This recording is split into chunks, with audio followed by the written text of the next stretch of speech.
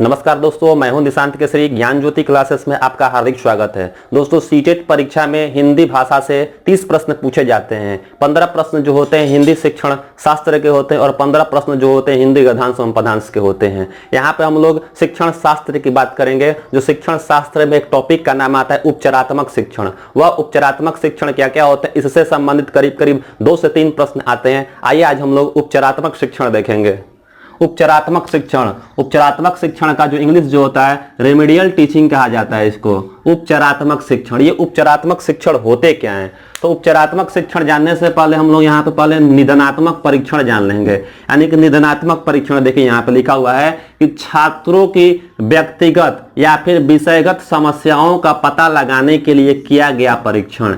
यानी कि अध्ययन अध्यापन के दौरान यदि छात्र पढ़ रहे हैं, विभिन्न प्रकार के उनको कठिनाई का सामना करना पड़ता है पढ़ने के दौरान, तो शिक्षक महोदय का कर्तव्य बनता है कि उनकी कठिनाइयों को दूर किया जाए। तो कठिनाई को दूर करने से पहले हमें कठिनाई को समझना होता है कि बच्चों को या फिर छात्रों को किस प्रकार की समस्याएं हो रही है, किस प्रकार का वह कठिनाई का सामना कर रहे हैं अध्ययन अध्यापन के दौरान।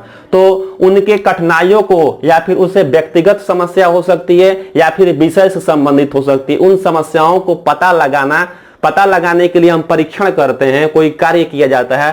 तो पता लगाने के पश्चात हम अब उसका उपचार करते हैं, उस कठिनाइयों को दूर करने का प्रयास करते हैं। तो पहले हम पता लगाएंगे। पता लगाना, कठिनाइयों को पता लगाना निदान कहलाता है, यानी कि निदानात्मक परीक्षण किया जाता है। देखेंगे हम लोग उपचारात्मक शिक्षण। या उपचारात्मक शिक्षण होता क्या है? शैक्षणिक निदान के बाद यानी कठिनाइयों को पता लगा लेने के बाद छात्रों की कठिनाइयों का पता लगाकर उन कठिनाइयों को दूर करने के लिए जो शिक्षण विधियां अपनाई जाती है वह विधि उपचारात्मक शिक्षण विधि कहलाती है। यानी कि छात्रों की कठिनाइयों का पता लगाना निदान कहलाता है और उस कठिनाइयों को दूर करने के लिए जो शिक्षण विधियां अपनाते हैं, जिस शिक्षण विधि के माध्यम से उनकी कठिनाइयों को दूर किया जाता है वह विधि जो कहलाती है उपचारी विधि या फिर उपचारात्मक शिक्षण के नाम से जाना जाता है। यह उपचारात्मक शिक्षण के उद्देश्य यानी कि इसके पीछे क्या क्या उद्देश्य है, यानी कि देखेंगे उपचारात्मक शिक्षण किस रूप से बालकों को मदद करता है। भाषा संबंधित विभिन्न दोषों का निवारण के लिए, भाषा से संबंधित विभिन्न दोषों का निवारण होने के लिए उपचारात्मक शिक्षण बहुत ही महत्वपूर्ण होता है। यानी कि बालक का भाषा संबंधित बोलते क्रम में बालक विभिन्न प्रकार के भाषा से संबंधित दोष उत्पन्न करते, जैसे कि अशुद्ध उच्चारण का बोलना, सही तरीके से न बोल पाना, हक लाना, तुत लाना या फिर अस्पष्ट वाणी का उत्पन्न हो जाना। तो इस प्रकार के विभिन्न प्रकार के दोष है, उन दोषों को निवारण करने के लिए उपचारात्मक शिक्षण बहुत ही महत्वपूर्ण स्थान रखता है।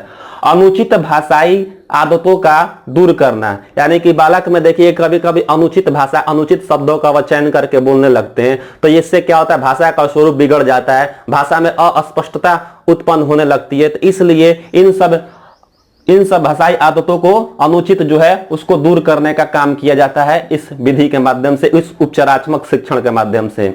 मानक भाषा विकसित करना, यानी कि बालक या छात्रों में मानक भाषा विकसित हो सके, जैसे कि हिंदी का शुद्ध स्वरूप विकसित करना हो या कोई भी भाषा हो, उस भाषा का मानक जो भाषा जो होती है वह विकसित करना बालकों में। उसके बाद है कि लेखन में होने वाली त्रुटियों को दूर करने में उपचारात्मक शिक्षण बहुत ही महत्वपूर्ण स्थान रखता है। लेखन करते समय देखिएगा कि बालक में वर्तनी संबंधित दोष होते हैं, उन दोषों को दूर करने के लिए सबसे पहले हम पता लगाएंगे बालक में किस प्रकार का कठिनाई उत्पन्न हो रही है, लेखन क्रम में क्या उसको समस्याएं उत्पन्न हो रही है। उन समस्याओं का पता लगाकर हम विभिन्न प्रकार के उपचारी विधि से उसका निवारण किया जा सकता है। अब देखेंगे यहाँ पे उपचारात्मक यानी कि उच्चारण में उपचारी शिक्षण की आवश्यकता। उच्चारण में उपचारी शिक्षण की क्या क्या आवश्यकताएं होती है, यानी उच्चारण करते समय किसी भी शब्द का जब हम उच्चारण करते हैं तो वह उस उच्चारण में उपचारी शिक्षण जो होती है किस रूप से सहायता करती है, किस रूप से आवश्यक है, क्यों उसका महत्वपूर्ण स्थान होता है। तो देखेंगे यहाँ पे अशुद्ध उच्चारण से भाषा का स्वरूप बिगड़ता है। यदि कोई छात्र अशुद्ध उच्चारण करता है तो उससे भाषा का स्वरूप बिगड़ सकता है, अर्थात कह सकते हैं वह सुनने में कर्ण प्रिय नहीं होंगे।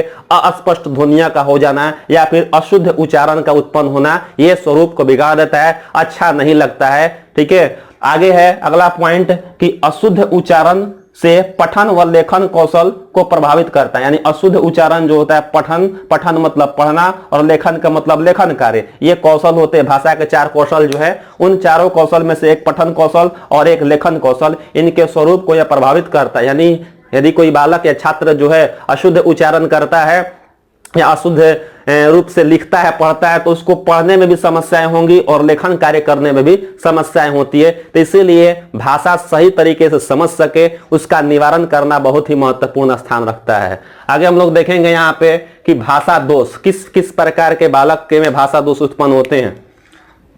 भाषा दोष होता क्या है? यदि बालक अपने स्वर यंत्रों पर नियंत्रण नहीं रख पाता तो उससे भाषा दोष उत्पन्न हो जाता है। यानी कि कोई छात्र या फिर कोई बालक जो है अपने स्वर यंत्र यानी कि यहाँ पे होता है, इसी स्वर यंत्र के माध्यम से हम ध्वनि का उच्चारण करते हैं। यदि इस पर किसी भी प्रकार का अगर हम नियंत्रण नहीं करते, यानी कि बोलने के क्रम में यदि नियंत्रित होकर अगर बोलेंगे तो सही कहा जाएगा, लेकिन अनियंत्रित रूप से यानी कि इस स्वर यंत्रों पर नियंत्रण नहीं रख पाते हैं तो उससे भाषा दोष उत्पन्न हो जाती है, जिससे कि भाषा का स्वरूप बिगड़ जाता है। तो देखेंगे हम यहाँ पे भाषा दोष के कई प्रकार होते हैं, जैसे कि अस्पष्ट उच्चारण होना, यानी कि बोलते क्रम में आप तो बोल रहे हैं लेकिन अस्पष्ट रूप से उसका उच्चारण हो रहा है। अस्पष्ट रूप से उच्चारण होने से क्या होगा कि अगला जो व्यक्ति जो होगा वह सही तरीके से समझ ही नहीं पाएगा। तो ये आपका हो जाएगा अस्पष्ट उच्चारण का होना। हकलाना तुतलाना, बोलते क्रम में देखिएगा कि बहुत सारे बच्चे हकलाने लगते हैं बोलते बोलते। इससे क्या होता है कि भाषा जो होती है अशुद्ध हो जाती है। तो एक आपका हो जाता है। दूसरा है तुतलाना, तुतलाने से भी भाषा में अशुद्धियां देखने को मिलता है। तीव्र एवं अस्पष्ट वाणी, काफी तेजी से और अस्पष्ट वाणी का बोल देना, यह भी आपका भाषा दोष के प्रकार होते हैं। इससे क्या होता है कि जो छात्र या फिर जो बालक भाषा दोष के विकार से ग्रसित हो जाते हैं तो उसमें देखने को मिलता है समाज में असहज महसूस करते हैं। यानी कि वैसे छात्र जिनमें भाषा के दोष उत्पन्न हो जाते हैं वह अपने आप को अपने समाज में, चाहे वो अपने मित्रों के समूह में हो या फिर घर पर हो या अपने आसपास पड़ोस में हो, असहज महसूस करते हैं। अपने आप में कह सकते हैं उनके अंदर हीन भावना उत्पन्न हो जाती है। वैसे बालकों में वैसे बालक देखने को मिलता है सामान्यतः वह अंतर्मुखी स्वभाव के हो जाते हैं। अंतर्मुखी स्वभाव के मतलब अपने में ही लीन रहते हैं, दूसरे से उतना वार्तालाप नहीं कर पाते, क्योंकि उनमें हकलाने का दोष आ गया है, तुतलाने का दोष आ गया है, या फिर अस्पष्ट रूप से वो उच्चारण कर रहे हैं। तो इस प्रकार आपका उसमें देखने को सब मिलता है। साथ ही साथ शैक्षिक विकास को भी प्रभावित करता है। यानी कि उस बालक या फिर उस छात्र के जो अध्ययन होता है, जो बालक पढ़ते हैं, उनके पढ़ाई लिखाई में यानी कि शैक्षिक विकास में प्रतिकूल मतलब उल्टा प्रभाव पड़ता है। यानी वह सही तरीके से उसका शैक्षणिक विकास नहीं हो पाता है, सही तरीके से वह पढ़ नहीं पाते। तो ये प्रभाव देखने को मिलता है। शिक्षक महोदय का कार्य बनता है कि उनकी कठिनाइयों को पहले हम पता लगाएं। कठिनाइयों का पता लगाना निदान कहलाता है, और उन कठिनाइयों को पता लगाने के उपरांत मनोविज्ञान में बहुत सारी विधियां बताई गई हैं। उस विधि के अनुसार उनके कठिनाइयों को निवारण करना, अर्थात कह सकते हैं कि जिस विधि से हम उसका निदान करते हैं वह निदान विधि जो कहलाती है उपचारात्मक विधि कहलाती है। यानी कि कठिनाइयों को दूर करना ही महत्वपूर्ण स्थान रखता है। अब हम लोग देखेंगे उच्चारण दोष के क्या क्या कारण होते हैं, यानी बच्चों के उच्चारण करते समय कौन कौन से कारण होते हैं, यानी कि बच्चों के उच्चारण करते समय क्या क्या कारण उत्पन्न होते हैं वो हम देखेंगे। बच्चों के उच्चारण दोष के कारण पहला आ जाता है आपका शारीरिक कारण। शारीरिक कारण का अर्थ ये होता है कि बोलते क्रम में हमें कौन कौन से अंग सहायक होते हैं बोलने में। कंठ, तालु, दंत, होष्ठ, जीभ, ये सब जो अंग जो होते हैं वो बोलने में काफी सहायता प्रदान करते हैं। इसमें यदि किसी प्रकार का विकृति होती है, किसी प्रकार का यदि कमी पाई जाती है, शारीरिक कारण हो जाता है ये, यानी कि किसी प्रकार का विकृति होने के कारण यह उच्चारण दोष उत्पन्न हो जाता है, तो यह कहा जाता है शारीरिक कारण का हो जाना। दूसरा है आपका वर्णों के उच्चारण का अज्ञानवश, यानी कि हम तो जानते हैं फिर भी अज्ञानवश, भूलवश हमसे गलतियां हो जाती है, यानी बच्चों से भी गलतियां हो जाती है बोलने के क्रम में। जैसे कि प्रताप को परताप कहना, वीरेंद्र को वीरेंद्र कहना, वृक्ष को वृक्ष कहना, शक्ति को शक्ति कहना। इस प्रकार का अज्ञानवश हम अपने दैनिक जीवन में इस शब्दों का हम लोग प्रयोग कर देते हैं। बच्चे भी उसका अनुकरण के माध्यम से इस प्रकार शब्दों का प्रयोग करते हैं, ये भी आपका एक उच्चारण दोष का कारण बन जाता है। तीसरा जो कारण बनता है मनोवैज्ञानिक कारण। इसका तात्पर्य यह होता है कि बोलने के क्रम में दबाव महसूस करना, दबाव या फिर भय या फिर संकोच या फिर शीघ्रता के कारण, विलंब के कारण हकलाना। यानी कि अगर मौका दिया जाए बोलने के लिए तो बहुत सारे बच्चे होते हैं कि मनोवैज्ञानिक दबाव महसूस करते हैं, समूह में बोल नहीं पाते, खुलकर बोल नहीं पाते। इस कारण होता है क्या, उन पर एक मनोवैज्ञानिक दबाव होता है जिससे कि वो जानते हुए भी अशुद्धियां करने लगते हैं, अशुद्ध उच्चारण करने लगते हैं। तो ये आपका मनोवैज्ञानिक कारण भी हो जाता है। अध्यापक की अयोग्यता भी एक कारण बन जाता है। अध्यापक की अयोग्यता, चूंकि बालक करते क्या है, कक्ष में देखिएगा कि अनुकरण के माध्यम से ही वह शब्दों का प्रयोग करते हैं, वह शब्दों को बोलते हैं, सीखते हैं। यदि अध्यापक अशुद्ध उच्चारण करते हैं तो बच्चे भी अनुकरण के माध्यम से अशुद्ध शब्द का ही वो चयन करके वो बोलेंगे। इसलिए अध्यापक का ये कर्तव्य बनता है कि बोलते क्रम में वह शुद्ध उच्चारण का प्रयोग करें। इसलिए अध्यापक की अयोग्यता भी एक आपका मुख्य कारण बन जाता है उच्चारण दोष में। अध्यापक को शुद्ध उच्चारण बोलना चाहिए। अगला पॉइंट है शुद्ध भाषा के वातावरण का अभाव। यानी कि शुद्ध भाषा के वातावरण का अभाव का तात्पर्य है, यानी कि यहाँ पे अर्थ यह है कि बालक जिस माहौल में रह रहा है वहां पे बहुत सारे शब्द जो बोले जा रहे हैं, भाषा जो प्रचलित है अशुद्ध रूप से बोली जा रही है, उसी का वह अनुकरण कर रहे हैं बालक। यानी कि यहाँ पे जो आपका भाषा जो है अशुद्ध रूप से बोली जा रही है तो वही उसका अनुकरण करते हैं। यानी यहाँ पर अर्थ हो जाएगा कि शुद्ध भाषा के वातावरण का न मिल पाना। तो यहाँ पे वातावरण यदि शुद्ध होगा, वातावरण यदि शुद्ध मिल जाएगा, वातावरण में सही तरीके से शब्दों का चयन हो रहा है तो ये आपका भाषा शुद्ध हो सकता है। लेकिन यदि वातावरण में अशुद्धियां झलकती है तो उसका प्रभाव बच्चों पर देखने को मिलता है। प्रयत्न लाघव, प्रयत्न लाघव का मतलब होता है शॉर्टकट, इसका इंग्लिश होता है। शॉर्टकट का मतलब यह होता है कि अपूर्ण रूप से किसी शब्दों को बोलना। अपूर्ण, पूर्ण का मतलब होता है कि पूरे वर्णों को बोलना, अपूर्ण का मतलब होता है कुछ वर्णों को छोड़कर बोलना। जैसे कि यहाँ पे परमेश्वर, परमेश्वर को परमेश्वर कहना, इसमें से कुछ वर्णों को छोड़ दिया गया है तो ये आपका हो जाता है शॉर्टकट हो जाएगा। मास्टर साहब को माट साहब बोलना, यहाँ पे भी क्या हो जाता है कि शॉर्टकट में लोग आए दिन बोल देते हैं और उसी का बच्चे अनुकरण भी करते हैं। तो ये भी एक महत्वपूर्ण कारण बन जाता है उच्चारण का, उच्चारण दोष का। अगला इसमें है पॉइंट की दोषपूर्ण आदतें। यानी कि यहाँ पे अर्थ है कि हम तो शुद्ध रूप से जानते हैं, बच्चे भी जानते हैं, लेकिन अपने आदत से विवश होने के पश्चात वह विवश हैं और उस प्रकार वह गलत उच्चारण कर देते हैं दोषपूर्ण आदत के कारण। ये आपका कारण बन जाता है उच्चारण का, उच्चारण अशुद्ध होने का, उच्चारण दोष के कारण। अब हम लोग देखेंगे इस प्रकार के जो उच्चारण दोष हैं इसका निवारण कैसे हो। यहाँ पे निवारण देखेंगे, पहले हम ये देख लेंगे उच्चारण दोष के और भी विभिन्न प्रकार के प्रकार होते हैं। यहाँ पे 1, 2, 3 बहुत ही महत्वपूर्ण है। ये प्रश्न यहाँ से पूछे जाते हैं, नंबर पूछे जाते हैं, 1 नंबर का, 2 नंबर, इस तरह से एक प्रश्न या 2 प्रश्न यहाँ से आते रहते हैं। स्वर लोप, स्वर लोप का मतलब होता है कि स्वर का लोप कर देना, हटा देना। जैसे कि उदाहरण यहाँ पे दिया हुआ है, क्षत्रिय को छत्री कहना, परमात्मा को परमात्मा कह देना। यहाँ पे हो क्या रहा है कि स्वर का लोप किया जा रहा है, यानी कि स्वर को हटा दिया जा रहा है। तो ये उदाहरण याद रखिएगा, क्षत्रिय को छत्री कहना, परमात्मा को परमात्मा कहना, ये स्वर लोप का एक उदाहरण हो गया। दूसरा यहाँ पर है स्वर भक्ति। स्वर भक्ति का मतलब होता है कि शब्दों को या स्वरों को बढ़ाकर बोलना और भी विस्तार करके बोल देना। वृजेंद्र को बरजेंद्र कहना, श्री को श्री कहना। यानी कि हम कर रहे हैं यहाँ पे कि वर्ण जो यहाँ पे दिया उसको बढ़ाकर बोल रहे हैं। तो इस प्रकार का जो दोष जो होता है वह उसको हम बोलते हैं स्वर भक्ति का हो जाना। ब्रिजेंद्र को बरजेंद्र कहना, श्री को श्री कहना। एक अगला इसमें है तीसरा पॉइंट कि स्वर आगमन, नाम से ही स्वर का आगमन होना। स्वर का आगमन, स्वर का आगमन का मतलब कि किसी शब्द के पहले स्वर का आ जाना। जैसे कि स्नान, स्नान हम लोग करते हैं, इस स्नान को आयत शब्दों में यानी कि हम लोग बोल क्या देते हैं, स्नान करना, यानी ये अ जो है वह पहले आ जाता है, यानी कि स्वर का यहाँ पर आगमन हो गया तो यहाँ पे स्नान हम लोग बोल देते हैं। एक और भी शब्द आता है स्कूल, यानी कि स्कूल को हम लोग बोलते हैं क्या, स्कूल बोल देते हैं, ये स्कूल, यानी कि यहाँ पे ई आ जाता है, ये आपका स्वर का आगमन हो जाता है, ये उच्चारण दोष होता है। ठीक है, इससे संबंधित प्रश्न पूछे जाते हैं, उदाहरण दे दिया जाएगा, आप पूछा जाएगा इसमें किस प्रकार का उच्चारण दोष है। ये 3 ऑप्शन, स्वर लोप, स्वर भक्ति, स्वर आगमन, इस प्रकार हम समझेंगे।